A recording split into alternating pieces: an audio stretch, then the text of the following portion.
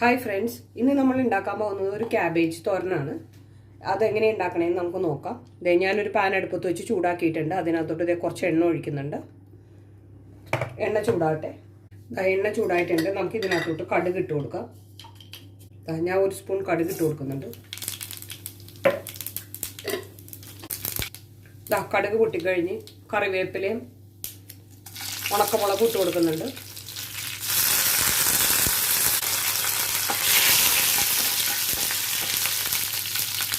ഇതിലേക്ക് ഞാൻ ഒരു ചെറിയ സവാള,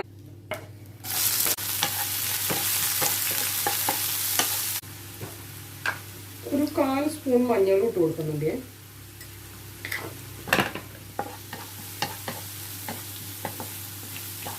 ചെറുതായി നേരിയതായിട്ട് അരിഞ്ഞു വെച്ചിരിക്കുന്ന ക്യാബേജ് ഇട്ട് കൊടുക്കുകയാണ്.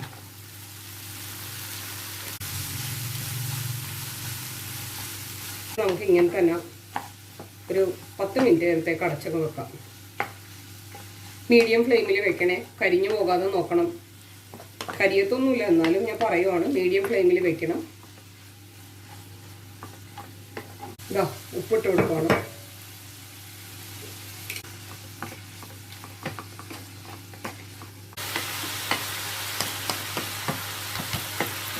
ഞാനിത് അടച്ചു വെച്ച് 10 മിനിറ്റ് വേവിക്കാൻ പോവാണ്.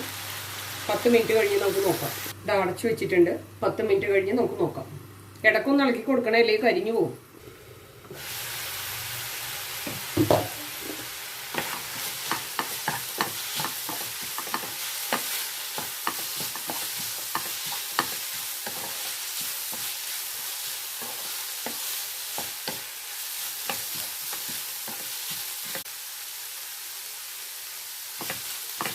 നമുക്ക് തേങ്ങയും കൂടി ഇട്ട് കൊടുക്കാം.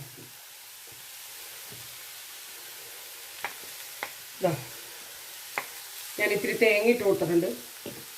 ഒരു 1/4 കപ്പ് വെള്ളം കൂടി ഒഴിച്ച് കൊടുത്തിട്ടുണ്ട്.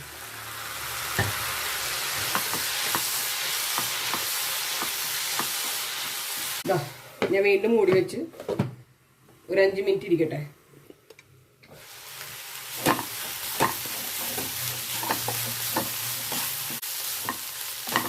നമ്മുടെ തോരൻ ഇവിടെ റെഡി ആയിട്ടുണ്ട്.